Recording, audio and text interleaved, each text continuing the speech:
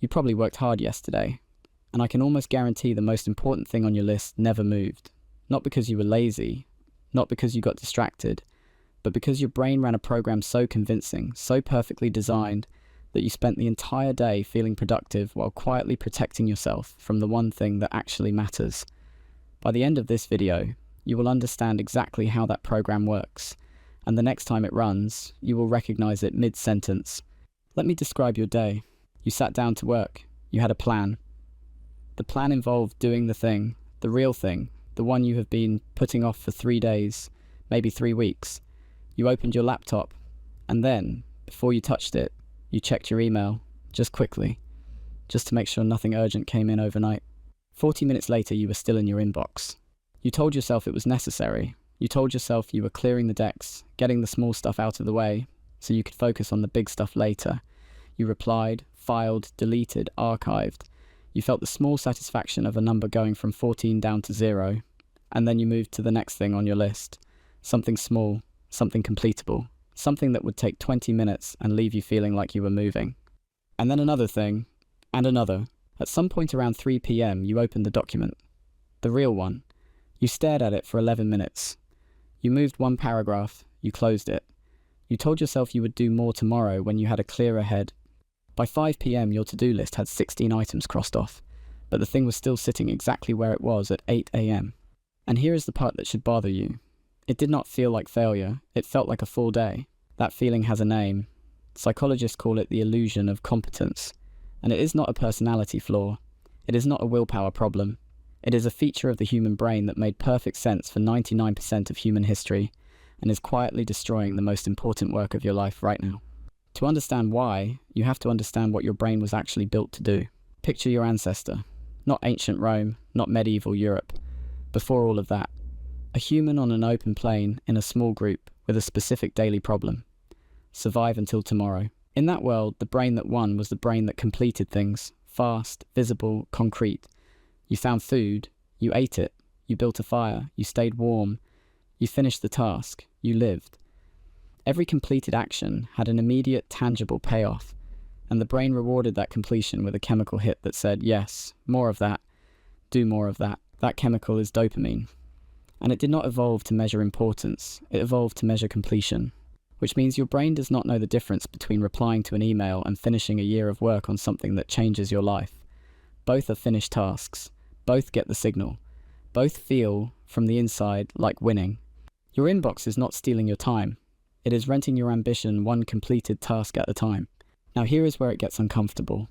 Most people assume the reason they avoid important work is because they are undisciplined, or easily distracted, or just bad at focusing.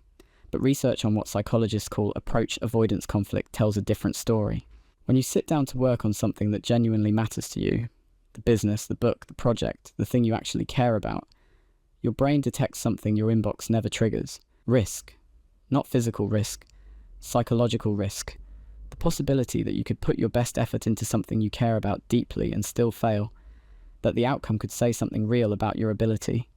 That this time you cannot blame the result on circumstances or time or bad luck. This time it would just be you and the work and the verdict. Your brain registers that as a threat. And it responds the way it always responds to threats. It looks for an exit.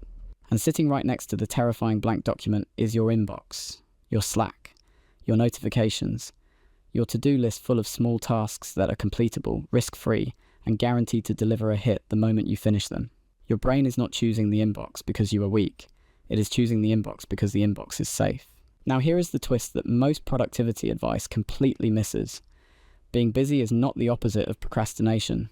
It is the most sophisticated version of it. Think about what traditional procrastination looks like. You are supposed to be working, and instead you are watching videos, scrolling through your phone, doing nothing. Everyone recognizes that. Everyone knows that is avoidance. But what does it look like when you are supposed to be working, and instead you are clearing your inbox, attending a meeting, reorganizing your task manager, responding to messages, updating your calendar, and handling 14 small but real professional responsibilities? It looks like a productive day. It feels like a productive day. Nobody watching you from the outside would question it. And crucially, you would not question it either. This is what makes it a trap rather than just a bad habit. Normal procrastination is visible. You can catch yourself. This version is invisible. It is wearing the costume of hard work, and it will wear that costume for as long as you let it. The busier you are with small things, the easier it is to never be available for the important one. There is a name for this too. Researchers who study cognitive effort call it cognitive load displacement. When your mental bandwidth is fully occupied by low-stakes tasks, there is nothing left for high-stakes thinking. You are not idle, you are full, and a full brain has a perfect reason to keep deferring the hard work until later, when there is space, except later the inbox refills, the notifications restart, the small tasks regenerate overnight like a tide coming back in, and the important thing waits, again. Here is the question nobody asks themselves at the end of a busy day. Not did I work hard, but did the thing that matters move? Because those are not the same question. And most people spend years answering the first one while the second one goes unanswered. Let me tell you about a study that should make you deeply uncomfortable.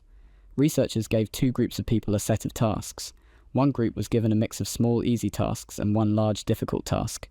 The other group had only the large, difficult task. The group with the mix spent the majority of their time on the small tasks and reported feeling significantly more productive at the end of the session.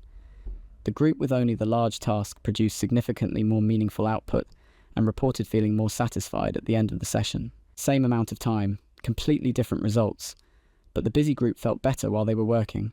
Feeling productive and being productive are not the same state. They just happen to wear the same face. Now here is the part of this conversation that most productivity content skips entirely. Because fixing this is not about discipline. Discipline is the strategy of trying to want the hard thing more than you want the easy thing. And that works occasionally, for short periods, under ideal conditions. But you are trying to overpower a dopamine system with willpower, and the dopamine system has millions of years of practice. It wins. The people who consistently do their most important work are not more disciplined than you. They are better at something else entirely. They are better at removing the decision. When you sit down to work, and your inbox is open, and your phone is face up, and your notifications are on, and your to-do list is sitting beside you full of completable items, you are not starting your work. You are starting a negotiation between your long-term goals and your brain's short-term reward system.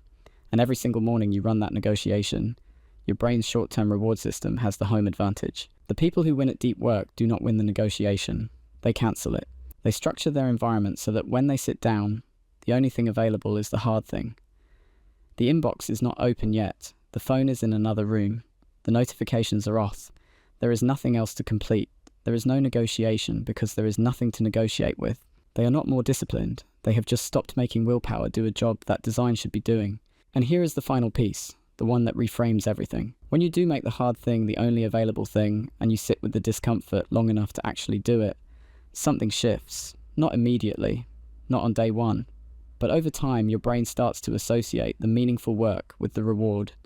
The dopamine hit for finishing something difficult, something uncertain, something that could have failed, is larger than the hit for clearing an inbox. The brain knows the difference between a completed email and a completed chapter. It just needs you to stop giving it the email before it ever gets the chance to find out. The discomfort at the start of real work is not a sign that you are doing it wrong. It is a sign that you are doing it right. Friction is the sensation of attempting something that matters. The inbox will never be permanently empty. The notifications will never permanently stop. The small tasks will be there tomorrow and next week and next year. But the work that actually moves your life will only happen if you stop giving your brain the easy option first. Most people will watch this video and feel genuinely understood for a few minutes.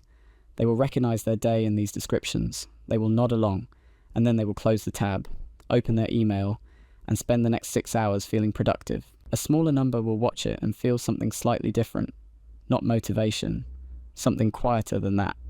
A recognition that the game they have been playing is rigged by design, and that the only way to change the outcome is to change the game. Not the tasks, not the calendar, not the system. The order. The hard thing first. Before the inbox opens. Before the brain gets its first hit of the morning. Before the day gets any say in what you do with it. Because the day will always have suggestions. It will always have small, urgent, completable things ready for you the moment you sit down. The question is whether you are going to let it run your morning before you do. Your to-do list is not your work. It is the waiting room outside your work. Stop living in the waiting room.